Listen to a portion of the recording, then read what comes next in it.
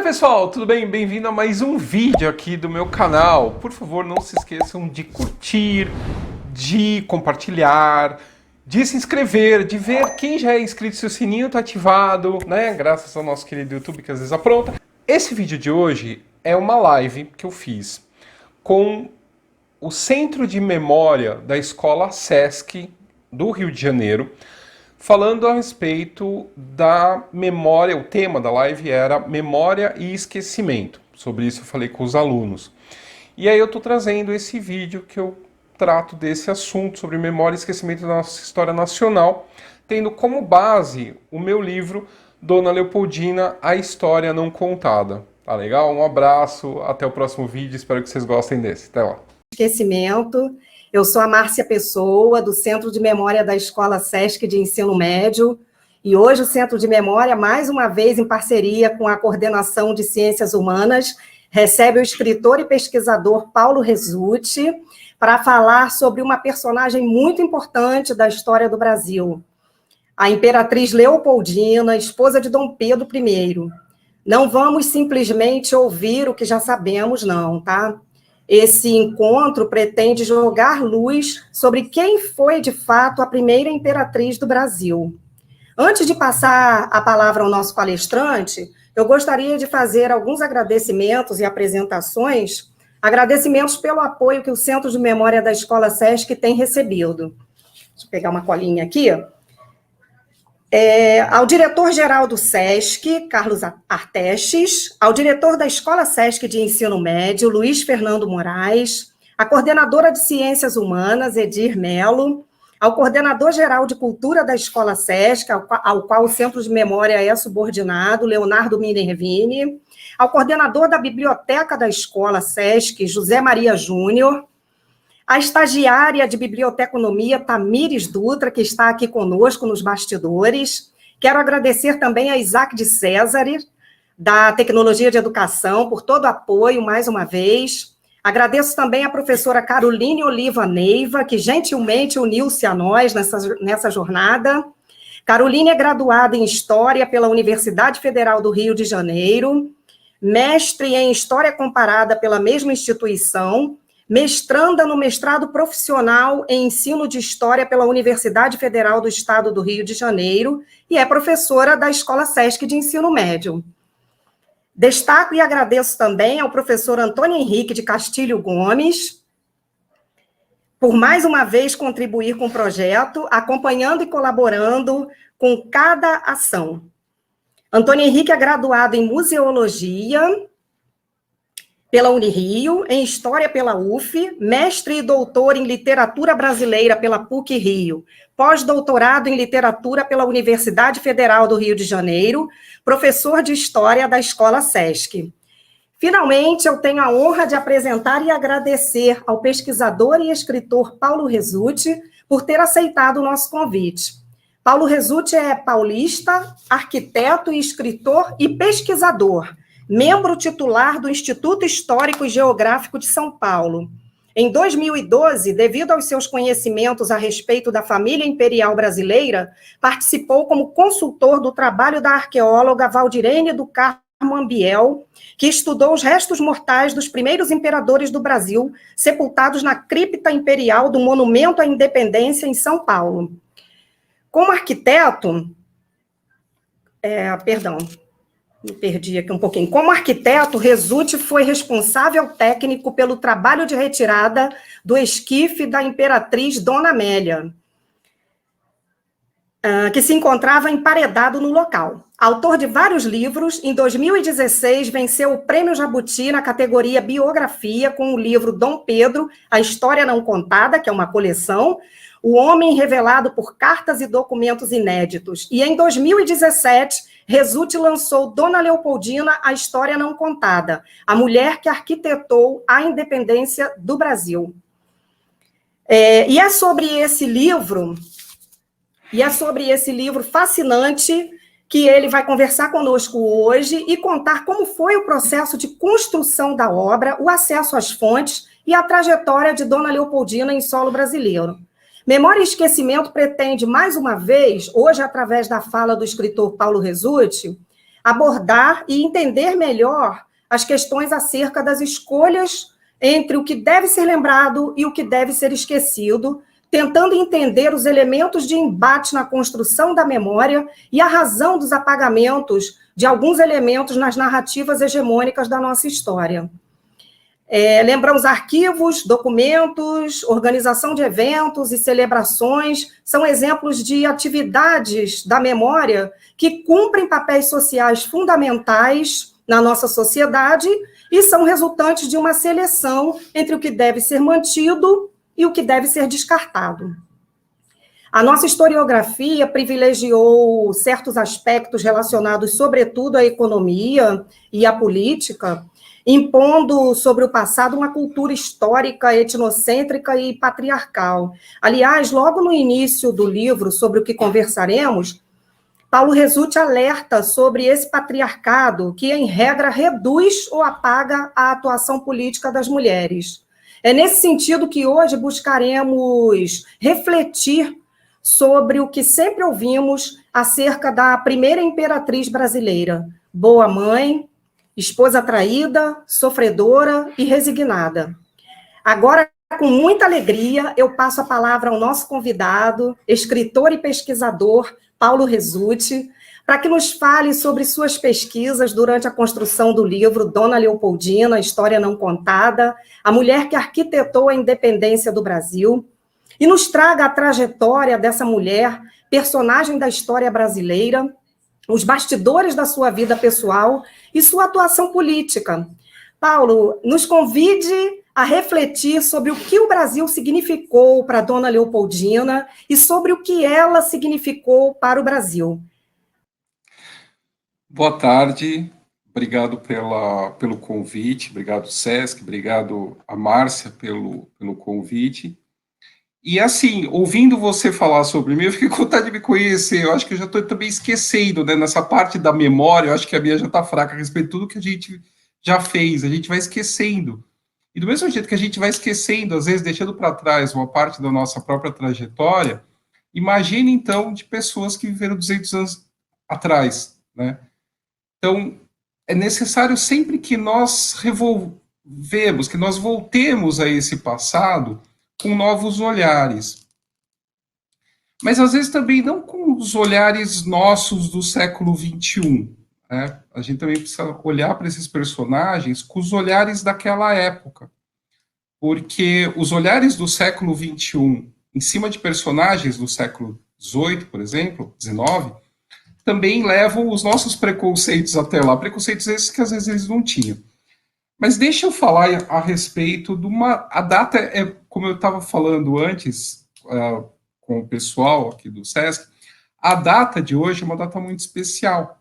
E é uma data que ficou muito esquecida, né? Eu acho que faz parte dessa questão do apagamento da memória. Hoje, 2 de setembro, é um dia ruim, é um dia triste, e um dia que devia ser comemorado também. O ruim, por conta do incêndio que ocorreu em 2018 e destruiu o Museu Nacional no Rio de Janeiro. E parte da nossa memória também se perdeu nesse incêndio. E um cenário da nossa história também, parte pelo menos.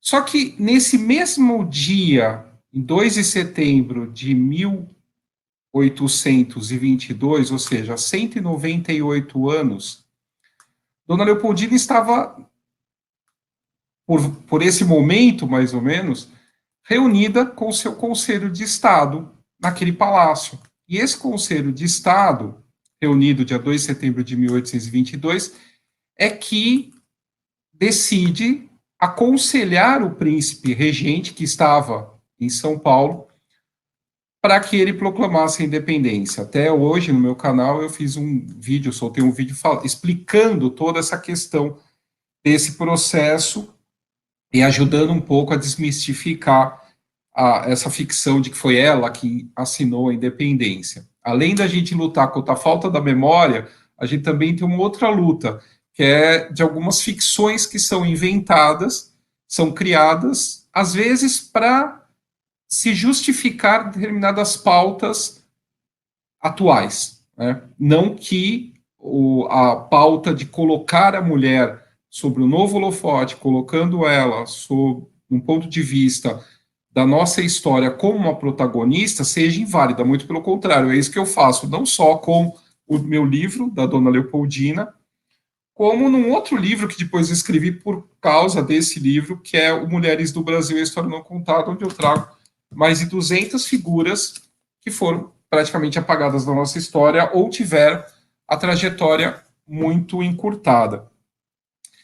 Mas assim, como que surgiu esse livro? Ele surgiu de uma trajetória que eu venho trilhando desde 2011, quando eu lancei o meu primeiro livro, que é o Titílio Demonão, que são cartas do Dom Pedro para a Marquesa de Santos. Antes de eu achar essas cartas em Nova York, eu sabia da existência dessas cartas, mas antes de tê-las na mão e ler esse documento, eu chamava o livro de O Imperador e a Marquesa.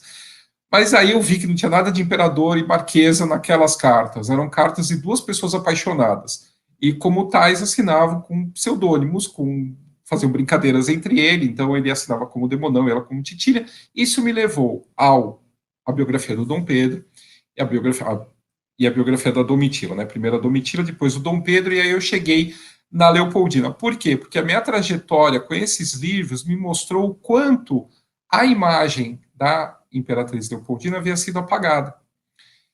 Visitando arquivos, revendo materiais antigos, cartas, decretos e documentação primária.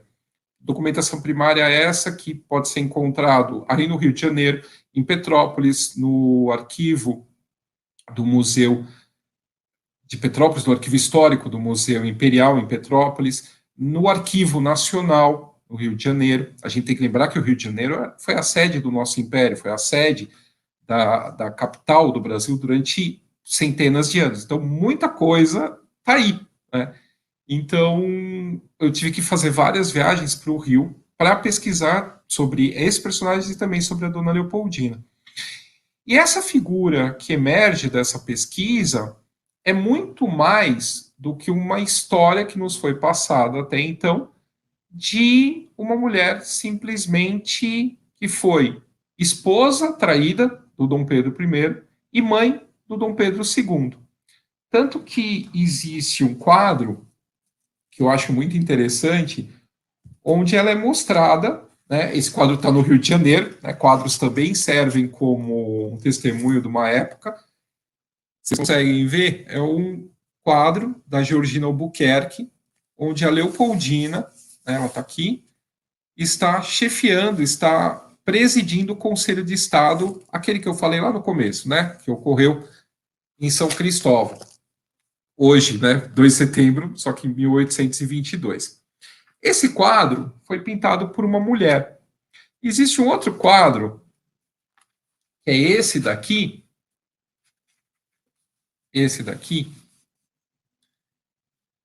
que foi pintado por um homem. Aqui ela aparece como uma matrona, né, com um monte de filhos em volta dela.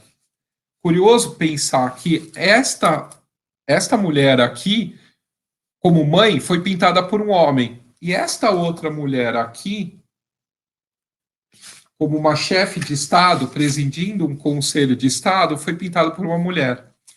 Então, por aí, quer dizer, se até nas representações artísticas existe essa mentalidade de que para o homem a mulher tem que ser somente mãe e esposa, e para uma mulher ela consegue ver o protagonista, que a mulher encerra. Então, imagina nos textos que durante centenas de anos foram escritos, né, e esse apagamento cada vez mais sendo feito. Bom, o que emerge nesse livro? Emerge, por exemplo, o diário da Condessa de Cumberland. Essa condessa, e esse diário não está nem longe do Brasil, ele está aqui no Brasil, apesar de ter sido escrito por uma europeia, que acompanhou essa princesa austríaca, a Dona Leopoldina, de Viena, Áustria, até o Rio de Janeiro, aqui no Brasil. Ela conta todos os bastidores dessa viagem. Então, toda a ansiedade dessa jovem princesa que atravessa o Atlântico, e imagina, né? Numa época onde você atravessar o Oceano Atlântico, quer dizer, qualquer viagem de navio no século XIX, você fazia um testamento antes de entrar no navio, que era uma coisa perigosíssima. Então, imagina uma mulher uma princesa, que nunca tinha entrado dentro de um navio. Então, além do medo, havia também a ansiedade do encontro com esse esposo que ela só conhecia de um medalhão. E essa condessa, a dama de companhia dela, a condessa de Coburgo, ela vai narrando todo o dia a dia dessa viagem. E aí você vai percebendo uma mulher que não era docilidade em pessoa, que sabia mandar, sabia ser obedecida, impunha suas vontades. Então não era uma pessoa tão pacata, tão apagada, tão assim, criada para só dizer sim para o amado marido.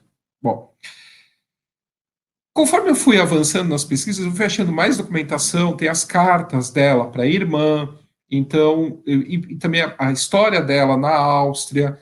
E quando você começa a ver a história dela na Áustria, uma mulher inteligente, que era praticamente uma cientista, adorava ciências naturais, fazia coletas no campo, ia em universidades da região que o pai dela, o imperador austríaco, dominava, né, os domínios da Áustria naquela época.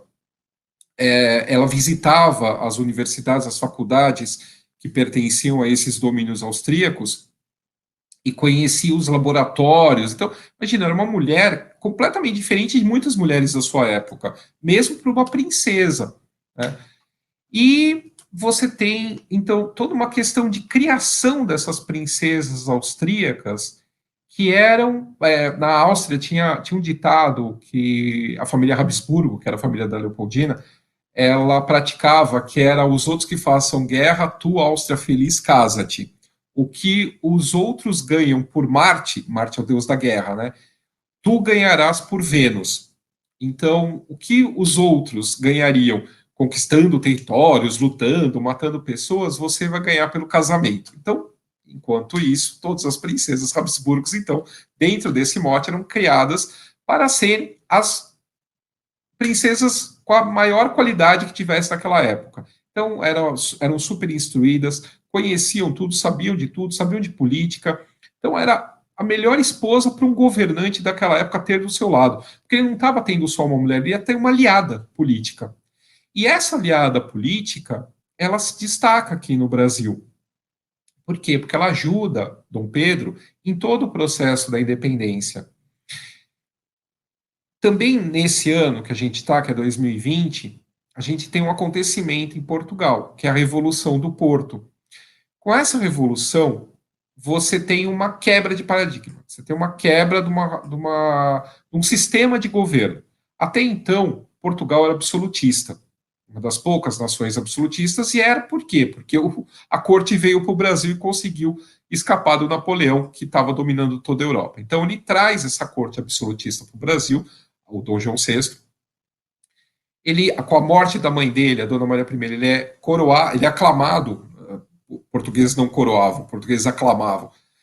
Ele é aclamado no Rio de Janeiro como rei de Portugal, Brasil e Algarves, eleva o Brasil a Reino Unido, então o Brasil já passa a ter uma administração própria, e com tudo isso, mas ainda sendo um país um governo absolutista. Em 1820, então por isso 200 anos atrás, você tem a Revolução do Porto, que acaba com esse absolutismo. Essa revolução impõe a criação de uma corte constitucional, são as famosas Cortes de Lisboa, e obriga o Dom João VI a voltar para Portugal, e deixando aqui no Brasil o filho, a esposa, a Leopoldina, e as crianças, as filhas deles. O Dom Pedro, enquanto ele está tentando obedecer tudo que essas cortes constitucionais portuguesas determinam, a Leopoldina já percebeu que o ideal era eles continuarem no Brasil. Então, que era a maior furada eles irem voltar para Portugal como as cortes exigiam.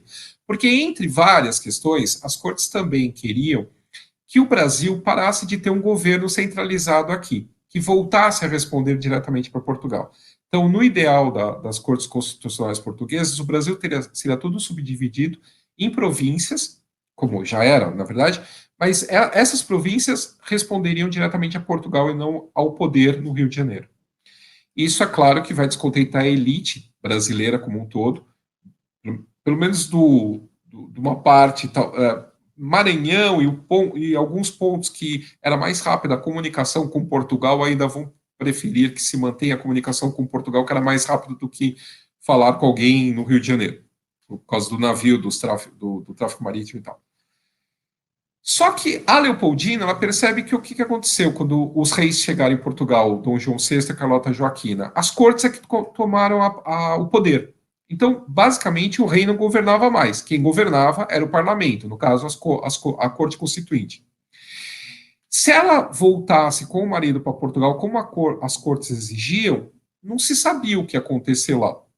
Lembrando que a Leopoldina vem de uma família que perdeu a Maria Antonieta, tia avó dela, foi guilhotinada na França no meio da Revolução Francesa, que começou com uma corte constituinte. Essa revolução vai evoluindo, história e acabou entrando no terror, mata o rei, mata os nobres e tal. Então ela tinha um certo pavor dessa coisa de constituição.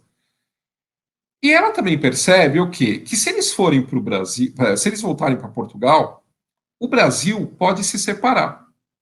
Então, a falta dessa pessoa que aglutine esse poder, no caso, o príncipe regente que o Dom João deixou, o Dom Pedro, isso pode fazer um grande vácuo e fazer com que qualquer esperto, qualquer caudilho, qualquer militar acabe tomando o poder em alguns lugares no Brasil. Então, aí começa a se imaginar que poderia virar o Brasil o que aconteceu com as províncias do Prata, né? Tudo era da Espanha, até que Napoleão invadiu a Espanha, perdeu-se essa centralização do poder na Espanha e tudo se dividiu na América Latina. Argentina, veio com o independente, por aí vai.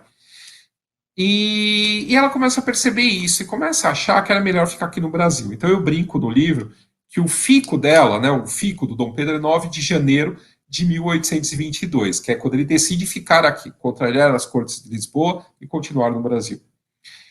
Eu brinco que o fico dela é muito anterior. Se você vê as cartas, tem umas cartas, isso está no Museu Imperial em Petrópolis, que ela fala para o secretário dela que ela não vai de jeito nenhum para lá e que é para mentir, que é por conta da gravidez. Ela fala que ela dá desculpa que ela está grávida, que ela não podia ir.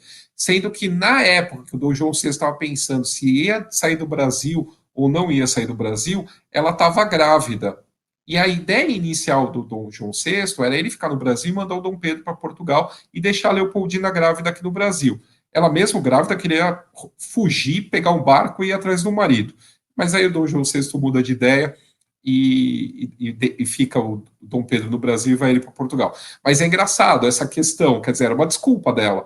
Se antes ela ia correndo atrás de um navio para seguir o marido para Portugal, agora ela dava desculpa que estava grávida. Então ela começa a enrolar por conta da gravidez. Ela vai enrolando as cortes, vai enrolando o marido também, porque o Dom Pedro, pelas cartas que a gente viu, que essas cartas estão no Arquivo Nacional, você percebe que assim ela já estava com interlocutores que também eram contrários à saída do príncipe regente daqui. Então, numas cartas, ela começa a negociar com eles a revelia do marido.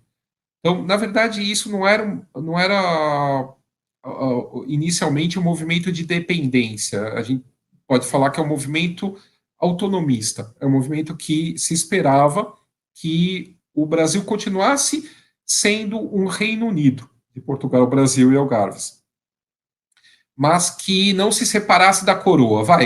A grosso modo, como hoje a Austrália pertence à coroa britânica, né? Você tem um parlamento, você tem toda uma relação separada, né? A única coisa que é o chefe de Estado, que é a Rainha Elizabeth da Inglaterra, né? Então, imaginava-se alguma coisa assim com o Brasil, e não que fosse uma recolonização, basicamente. Então, ela começa a negociar com essas pessoas, por exemplo, o Frei Sampaio, aí do convento de Santo Antônio, na Cinelândia, São Francisco. Não, Santo Antônio, na Cinelândia, Santo Antônio de Fora. Na Carioca, aí a geografia Carioca deu tilt. Então, aí no largo da Carioca tem o convento de Santo Antônio, onde tinha o padre Frei Sampaio, que vai ser um dos próceres da independência, inicialmente dentro desse movimento autonomista. Então, ela negocia com ele, ela quer ver o que esse movimento vai colocar nas ruas de panfleto, e tudo isso o marido não está nem sabendo direito. Tanto que tem uma carta, que também está no meu livro, que ela fala para o secretário dela, finalmente parece que ele mudou de ideia, então ele está disposto, desde que ele mesmo possa, ele fica, mas desde que ele mesmo possa escolher os seus ministros. Então, por aí você já vê toda essa negociação que estava sendo feita entre ela e outras pessoas. E vai chegar no 9 de janeiro e ele vai dizer que fica, né? Depois de todo o trabalho que a mulher teve, falando que não ia, que estava grávida e tal. Então tem todo esse protagonismo de bastidor da Leopoldina que é pouquíssimo falado. E esse 9 de janeiro ele vai num crescendo e as decisões que são tomadas no Brasil são rebatidas pelas Cortes de Lisboa, até que o Dom Pedro, quando ele decide ficar no Brasil, você vai ter dois rompimentos em Minas Gerais e em São Paulo. Então, em março de 1822, ele parte para Minas para apaziguar Ouro Preto, que é hoje Ouro Preto, antigamente era Vila Rica. E depois ele vem para São Paulo, que aqui também tinha pessoas que queriam que São Paulo respondesse ao governo português e não ao governo dele no Rio de Janeiro. Então ele vem para São Paulo em 12 de agosto de 1822. Perdão, no dia 14 de agosto de 1822, ele vem para São Paulo. No dia 13 de agosto, ele decreta a Leopoldina como princesa regente. Então, ela assume o governo do Brasil enquanto ele não está no Rio de Janeiro. Então, durante essa viagem, ela que é a regente do Brasil em nome dele. Nesse decreto da regência, ela não pode executar afirmativamente muita coisa. Tudo ela tem que fazer passar por ele, pela aprovação dele.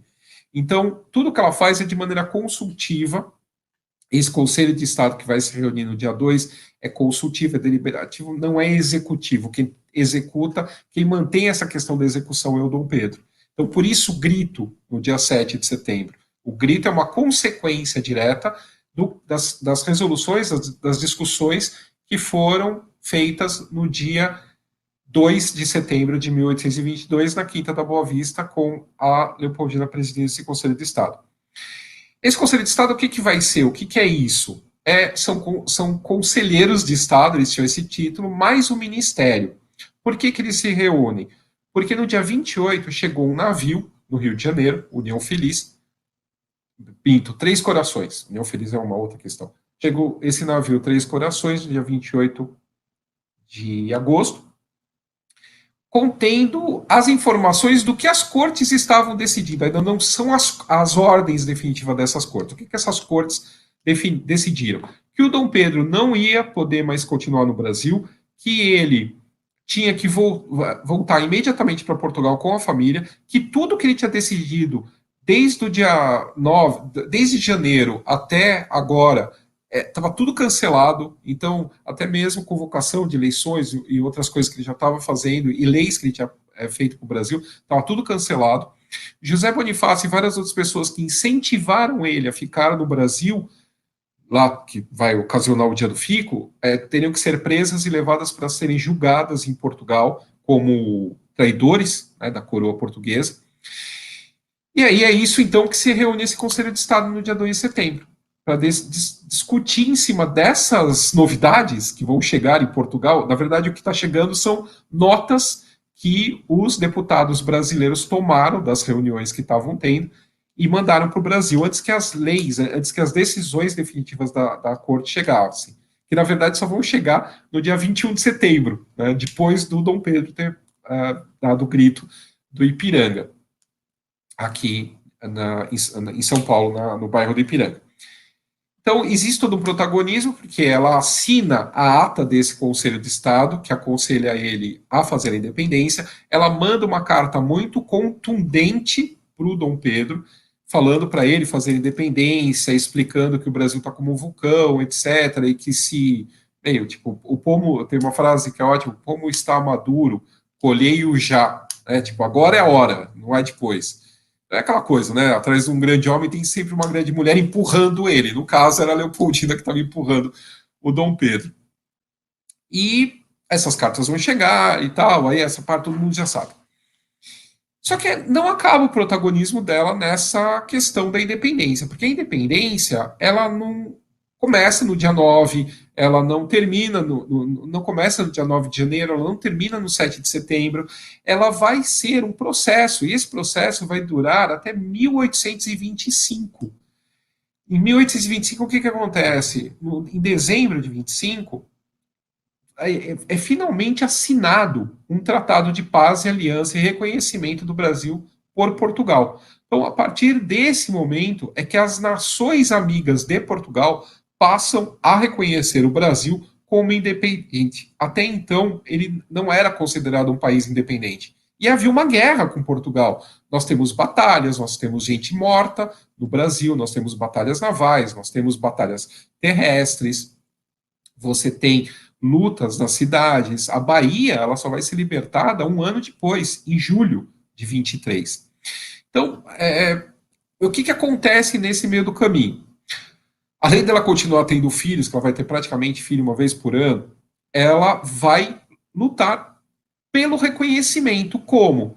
Ela tinha todo um contato com a Europa que faltava para o Dom Pedro. Ela tinha uma vivência de Europa que o Dom Pedro, vivendo desde a infância aqui no Brasil, não tinha. Ela conhecia diplomatas, ela conheceu o czar da Rússia em Viena, ela conheceu o rei da Prússia em Viena, tinha o pai dela, que era imperador da Áustria. Então ela vai tentar, ela vai ser a grande articuladora desse reconhecimento também.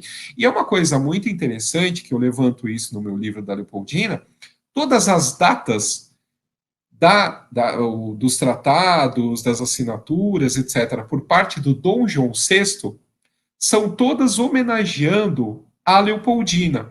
Então, ele assina a primeira carta nomeando um embaixador para representá-lo junto ao governo do Dom Pedro, para começar a discutir no dia do aniversário da Leopoldina. Aí tem uma outra questão que ele faz na assinatura, é no dia do onomástico, que é o dia do nome dela, do São Leopoldo, era Leopoldina, então era uma coisa que se costumava se fazer naquela época. Então você festeja o santo do seu nome, né? Que nem um monte de João, Antônio, etc., na época da festa junina, muito tempo atrás, também fazia festa, porque era o santo do seu nome. Então, e assim vai, tem a data do casamento deles, tem várias coisas que o Dom João VI faz essas assinaturas linkando com datas da Leopoldina. E aí você, a partir aí de 25, ela vai ter o Dom Pedro II, ela vai ter o filho, o herdeiro do trono, porque era importante que tivesse um homem, apesar de a Constituição que o Dom Pedro I otorgou para o Brasil, ela não necessariamente um homem tinha que herdar o trono. Então, mulheres podiam herdar o trono. Entretanto, um homem que nascesse teria precedência sobre a mulher. Então, todas as meninas que ela teve até então perdem a linha, né, do trono, e o Dom Pedro que nasceu, o último o último filho que nasce, tem a precedência sobre todas as meninas que eram mais velhas que ele. Então, ele vai ser o herdeiro do trono. Então, 25 é o auge. Consegue o reconhecimento de Portugal, ela consegue dar esse herdeiro tão esperado para o Brasil, até simbólico, né? Quando ele nasce, quando o Brasil está sendo reconhecido. Então, não tem nem como falar que ele não é brasileiro, ao contrário, que falavam que o Dom Pedro I era português, e era realmente, mas era uma forma ofensiva de falar que, tipo, enfim, de se livrar do Dom Pedro, mas isso é outra história. E só que a gente tem a questão que em 1826 ela adoece, ela entra numa depressão grave, ela, no final de 26, ela está gravemente enferma, ela está grávida novamente, e ela vai morrer no final do ano de 1826. Eu já passei 4 minutos do tempo que eu devia falar, e aí eu queria saber se vocês querem participar da conversa também. Não, Paulo, pode prosseguir, por favor, por mais 10 minutos. Muito Mais obrigada. 10 minutos? Então tá bom. Isso. Bom, o que mais eu posso falar? A gente tem, né? Eu acho que houve a grande coqueluche, né? Nessa epidemia teve a retomada da novela Novo Mundo. Então, muita gente acabou conhecendo meu canal, conhecendo meus livros, conhecendo meu material por causa dessa novela. Só que a gente tem que lembrar assim: a novela é uma ficção, ótimo, maravilhoso, mas não é uma aula de história, nada substitui uma aula de história. E na novela aparece, por exemplo, a Leopoldina assinando, né, a tal da Declaração da Independência. Nós não temos uma Declaração da Independência. Nós não somos os Estados Unidos. Né? Nós temos um processo completamente diferente dos Estados Unidos e que não tem um decreto oficial. Nós não temos um decreto, nós temos um processo com várias questões e que rompe definitivamente os laços no 7 de setembro, quando então há essa questão definida como independência, que eles nem sabiam direito como é que ia ser. Mas isso também é um processo até eles descobrirem que vão ser império, não reino. Para vocês terem uma ideia, a confusão era tão grande que o Dom Pedro ele é aclamado em São Paulo na noite de 7 de setembro como rei do Brasil. Aí depois se decide que ele seria imperador. E o que mais? Bom, a Leopoldina, ela é muito querida no Rio de Janeiro, isso passa o tempo todo essa questão. Ela sabia se portar diferente do marido, ela era mais educada, ela tinha esse verniz de entender a sua posição dentro de uma sociedade de corte. Então, ela entende que todos os holofotes estão apontados para quem? Para quem usa a coroa. Né? Então, no caso, ela e o marido. Então, ela sabia se portar, ao contrário dele. Então, ela fazia questão de representar essa imagem da coroa, bem representar essa imagem da coroa.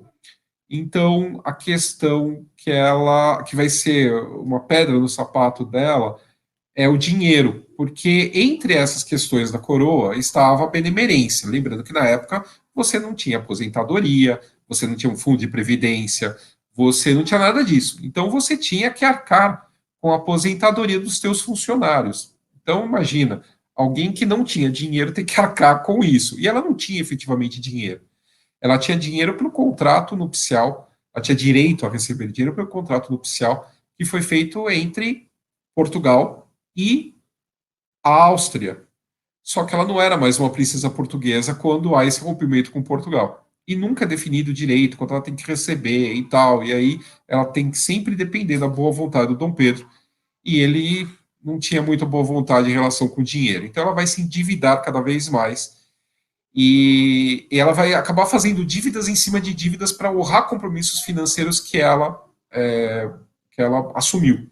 Então, aposentadoria, e mesmo coisas comezinhas, como esmolas para os pobres, ela ia todo sábado para assistir missa na igreja de Nossa Senhora da Glória do Outeiro, aí no Rio de Janeiro.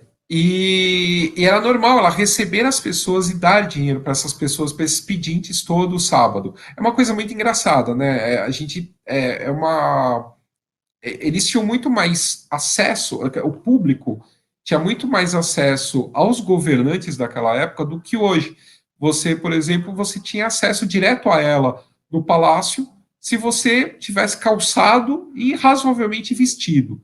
Então, havia dias da semana que ela recebia ou na igreja, aí era mais para esmola, ou então para receber realmente pedidos. Então, o que acontece? Ela, como uma germânica, né, uma austríaca, ela acaba virando meio que para-raio de todo mundo que veio de alguma região da Alemanha ou da Áustria, etc., e que não deu muito certo no Brasil.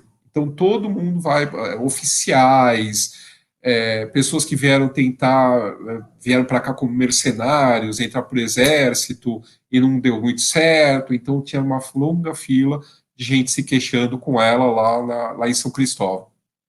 E ela arrumava dinheiro para essas pessoas voltarem para os seus países, tal, então ela morre completamente endividada.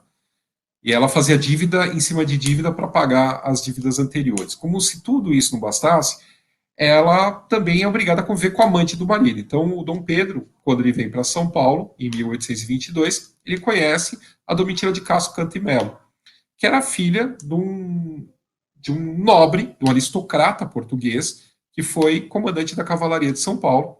Essa família é antiquíssima, né? Até hoje existe o solar deles nos Açores, na Ilha Terceira.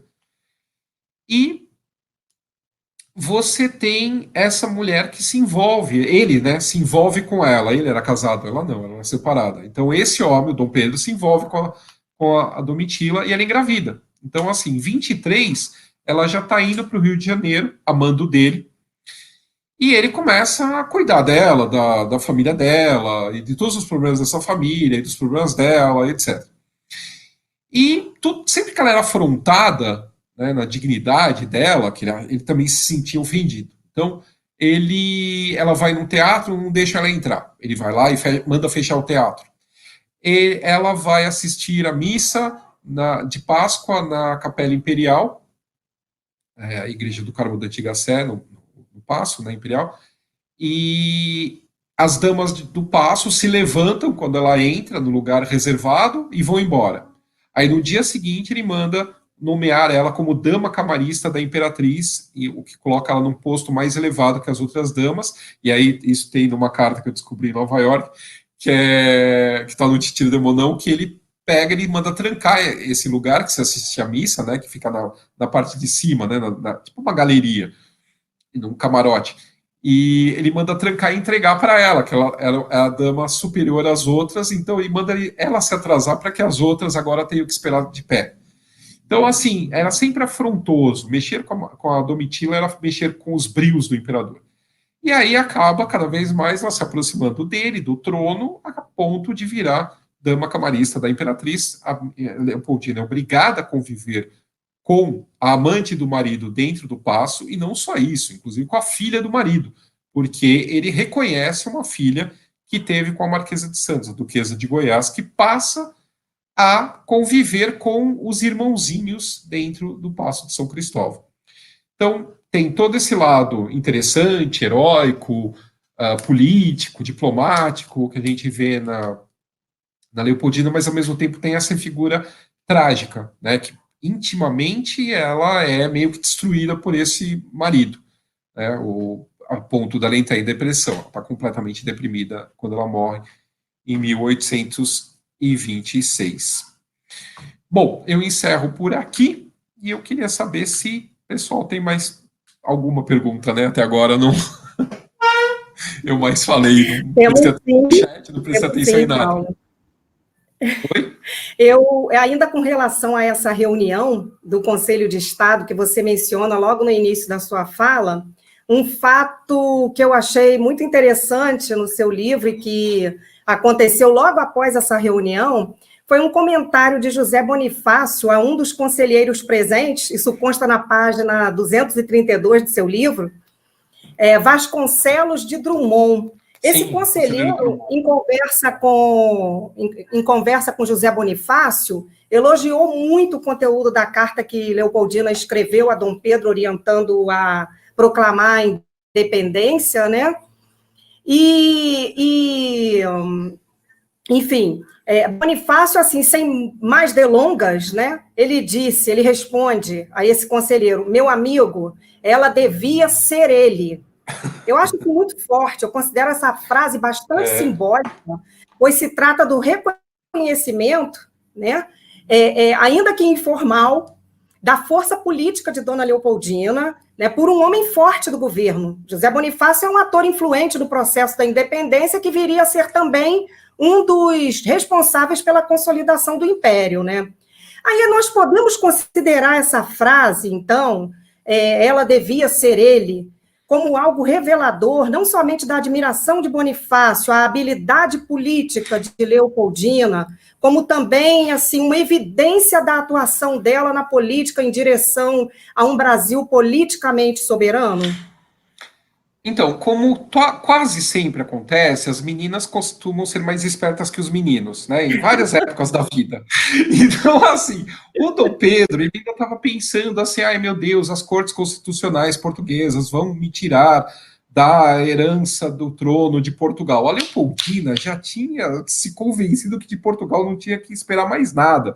Então ela tinha um discernimento, uma esperteza política e de raciocínio que o Dom Pedro ainda estava atrasado. Então essa questão do Bonifácio cabe bem nessa questão. Ela estava mais antenada, ela estava mais esperta nos acontecimentos mais gerais do que o Dom Pedro.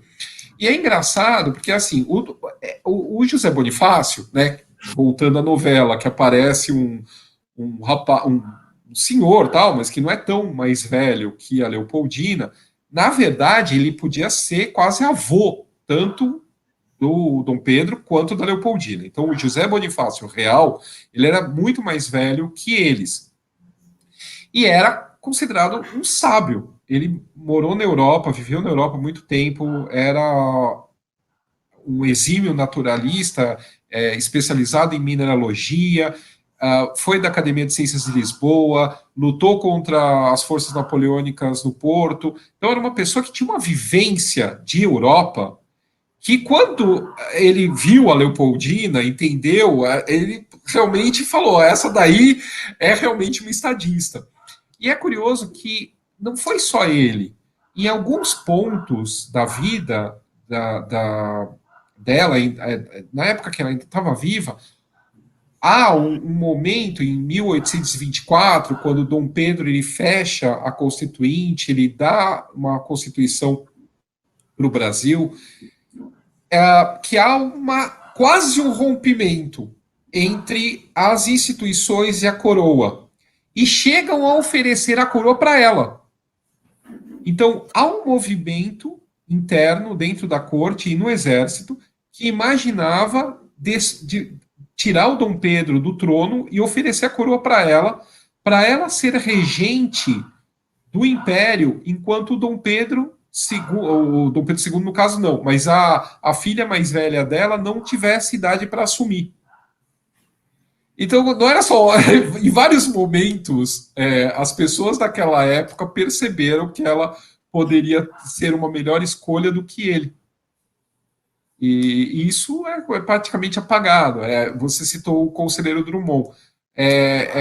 Eu me baseei muito nessas memórias deles, que é bem esquecida, e que ele participou do Conselho de Estado, ele viu o que aconteceu no Conselho de Estado, ele coleta essa frase do José Bonifácio, é ele que coleta a questão dos laços verde e amarelo, que o amarelo partiu dela, que ela estava desmanchando até travesseiro para fazer o laço amarelo teria sido melhor. O laço amarelo da bandeira, né, a cor amarela da bandeira. Então, assim, em vários momentos ela está sempre à frente, né?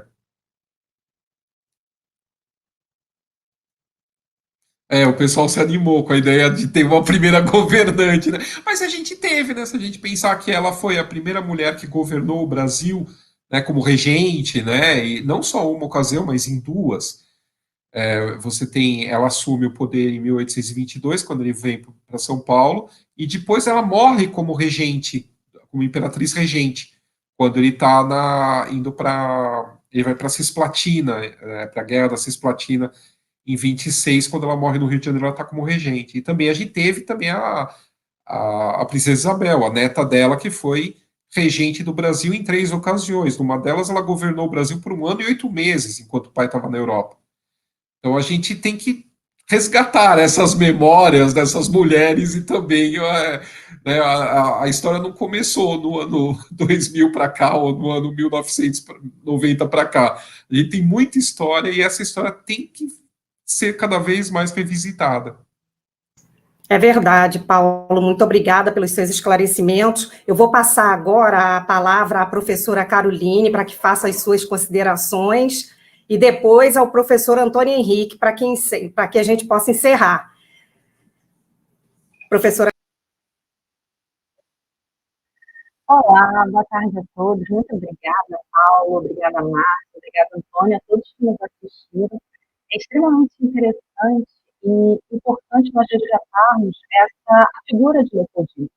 Como o Paulo colocou para a gente logo no início, Leopoldina entra para a história como uma figura apagada, talvez uma das primeiras belas carradas e dos lares que a gente tem, né?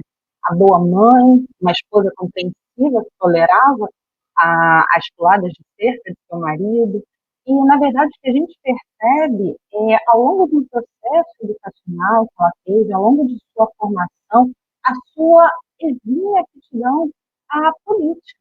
Na verdade, a gente percebe que dentro da organização política, dessa formação de um Brasil independente, de um Brasil que se emanciparia de Portugal, Leopoldina teve um papel de destaque. E talvez, de fato, as questões amorosas, principalmente a forma afrontosa com que Domitila estava presente na corte, na vida de Dom Pedro, e dentro do Rio de Janeiro, tivesse sido a sua maior dificuldade. E a gente percebe como é necessário o aprofundamento, a pesquisa historiográfica, a gente se aprofundar em novos materiais. E essas cartas, elas trazem não somente uma perspectiva que pode ser, sim, oficial, nós temos tratados, nós temos cartas, esse próprio movimento que Leopoldina faz com estadistas, com governantes na Europa, com embaixadores, buscando o reconhecimento da soberania, da emancipação brasileira, mas também conhecemos um pouquinho do íntimo, do aspecto individual de Leopoldina. E é interessante pensarmos como essas cartas nos fornecem novas perspectivas. E as pesquisas que o Paulo traz, a forma como ele escreve, nos proporcionam essa imersão, nos proporcionam conhecer um pouco mais sobre a Imperatriz do Brasil e reconstruir, reescrever a sua história. Muito obrigada, Paulo, foi um prazer. Muito obrigada, professora Caroline. Tivemos aí um probleminha com o áudio, né? Mas deu para entender a sua mensagem. Professor Antônio Henrique, por favor. Obrigado, Márcia. Obrigado aí, pessoal que está nos assistindo, né? Eu queria agradecer ao Paulo, né? Paulo, eu acho importantíssimo esse debate. Você não tem noção de como ele me é caro.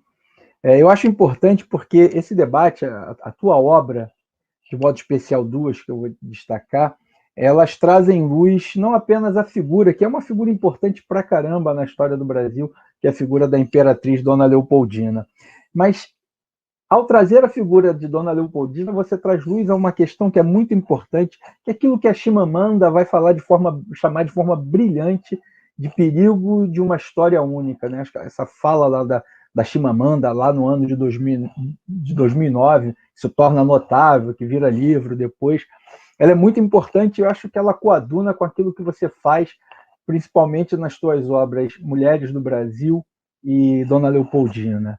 Em 1996, quer dizer, há 24 anos, né? Eu não sou muito bom em cálculo. Em 1996, uma escola de samba aqui do Rio de Janeiro, a Imperatriz Leopoldinense, ela promove um enredo concebido pela grande Rosa Magalhães, que é uma mulher importante na história da cultura brasileira, na história da arte brasileira. Mas a Rosa Magalhães, da Imperatriz, ela apresenta um enredo chamado Imperatriz Leopoldinense honrosamente apresenta Leopoldina, a Imperatriz do Brasil. Acho que o título é impactante. E tem dois trechos que, na medida que você foi falando, os trechos vieram à minha cabeça. O primeiro fala do medalhão, né? Diamante, olha, fiquem tranquilos, vocês não correrão risco de me ouvir cantar, e aí vai todo mundo embora. Mas os trechos são isso: diamantes são presentes junto a um rico medalhão que fascina a Leopoldina, que casa por procuração. Mas o mais bacana é o finalzinho da letra, que diz assim: e ao chegar, no caso no Brasil, o seu olhar se encantou, linda aurora, fauna e flora, revela o amor por esse chão, e a Pedro impele em carta a independência de nossa nação. Eu acho curioso porque a palavra impelir, né, impele, né, ela denota ordem, né? Então, assim, Rosa, não é Rosa que é a autora do Samba Enredo, mas, enfim, os autores do Samba Enredo, não vou falar que devem ser uns 7 no mínimo, mas os autores do samba enredo dão uma carregada na potência, né, da carta da imperatriz para Dom Pedro, né? E eu intencionalmente, eu acho que tem uma questão que é importante, né? Intencionalmente a gente vem ao longo da nossa história apagando algumas trajetórias históricas, algumas narrativas históricas de personagens importantes, como por exemplo Dona Leopoldina. E ao fazer isso a gente corre um risco, né, que via de regra se consolida, de a gente construir uma história única. E ao construir uma história única a gente corre o risco, aliás, um risco que se torna cada vez maior, de a gente fracassar enquanto nação. E aí, assim, é necessário, para evitarmos esses fracassos, que a gente construa narrativas alternativas a essas narrativas econômicas. Você, especificamente, Paulo, traz para o cenário essas narrativas que são importantes, tanto a da figura de Dona Leopoldina, quanto das outras personagens, inúmeras personagens que você coloca, aponta lá no seu livro Mulheres do Brasil. E eu queria te fazer uma pergunta, ainda dá tempo de você responder. Qual caminho você apontaria para que essas e outras narrativas façam parte de um universo cada vez maior, que a gente torne essas narrativas conhecidas principalmente pelos jovens, especificamente dentro da sala de aula? Né? Como é que a gente consegue... Eu poderia até dar algumas sugestões, mas eu queria ouvir, né? Como é que a gente consegue trazer para dentro de sala de aula, né? Não apenas no ensino de história, eu acho que isso transcende a disciplina, mas como é que a gente consegue trazer para a sala de aula, para a juventude de uma forma geral, essas narrativas que eu vou chamar de narrativas contra-hegemônicas? Por exemplo, adotando o meu livro. O que acontece? É verdade. O meu livro, o Leopoldina, ele está no PNLD. Faz 2 anos. Ele já é distribuído como material paradidático. Tem que trabalhar mais essas imagens de alguma maneira, né? Agora como? Pedindo para o pessoal ler, né? Mas ler 500 e tantas páginas eu acho mais difícil. Mas, às vezes, eu acho que talvez trabalhar de maneira mais lúdica. Eu fui consultor de uma peça chamada Leopoldina, Independência e Morte, que teve aí, estava em todo o circuito do CCBB, teve no CCBB do Rio. Então, é uma coisa que é uma hora você resolve a questão, entendeu? E foi super aclamado, tem toda uma questão de lúdica, né, envolvendo, e é um monólogo, então ela tá falando com... É um monólogo, mas tem duas personagens que às vezes aparecem. Então, eu acho que de maneira um pouco, talvez, mais lúdica, para atrair o pessoal. Não sei, tem muita gente usando meus vídeos na internet, no meu YouTube, tem muito professor que está agora na ensino à distância, está usando o material para divulgar. Então, acho que talvez entrar um pouco na dinâmica dessa juventude atual, talvez, não sei, realmente eu gostaria muito de ajudar, mas eu não tenho muito. A minha praia mais é a escrita mesmo. A aula eu deixo para quem entende. Mas não é só dentro da sala de aula, né? Como é que a gente populariza mais? A gente sabe da dificuldade que é o livro, né? Como o livro às vezes se Sim. distancia das massas e a tendência é que se distancie mais se aprovarem a taxação sobre ele, né? Mas como é que a gente consegue popularizar essas narrativas? Eu acho que você aponta alguns caminhos importantes, a questão lúdica, a adaptação em peças de teatro, Sim, a utilização de trechos. O Mulheres do Brasil foi trabalhado como musical numa sala de aula. Na verdade, uma escola pegou, acho que 3 turmas, e eles trabalharam como musical. Então eles fizeram uma peça e começava uma criança com a mãe, a avó, contando uma história. E aí essa criança vai dormir e aí no sonho dessa criança essas personagens vêm conversar com ela. Então é uma maneira lúdica, né? E que acaba atraindo o pessoal e tal. Mas aquela coisa, o complicado é assim. Eu tive, eu não sou de nenhuma classe privilegiada, mas minha mãe sempre leu muito. Então, eu tinha o hábito da leitura desde a minha casa.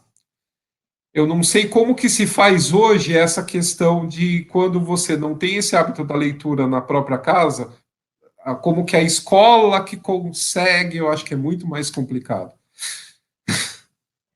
A gente tem sorte, a gente tem alunos que são leitores ávidos. Uhum. Que são leitores ávidos. Esse Mas eles não isso leram, nasceu mas da escola? Titila e Demonão, eles têm Esse não, mas o Titila e Demonão está lá. Né? O pessoal de literatura faz um trabalho fantástico de incentivo à leitura. A gente tem uma galera ávida por leitura. Isso aqui, que se registra aqui o trabalho da galera, não só da galera, mas especificamente da galera de literatura e língua portuguesa, como eles fazem um trabalho de formação de leitores espetacular. Na minha época, por exemplo, não tinha nada disso. Hoje eu seria, acho que, o leitor melhor. Mas, de qualquer forma, Paulo, muito obrigado mesmo. Eu acho que você traz luz a um debate importante. E fica o convite para, num futuro, né, pós-pandemia, que você venha nos visitar para conhecer a escola, para a gente trocar mais figurinhas. Sim, será um prazer. Márcia, é com você. Do professor Antônio Henrique, nosso tempo está esgotado, temos que encerrar. Paula, eu gostaria muito de te agradecer mais uma vez, tá? As negociações com você foram ótimas, eu espero contar com você numa outra ocasião. Muito obrigada. E encerrando aqui, mais uma vez, eu agradeço a Coordenação Geral de Cultura, ao nosso gestor Leonardo Minervini pela oportunidade, e agradeço a todos que estiveram conosco até o momento. Muito obrigada, pessoal, e até a próxima.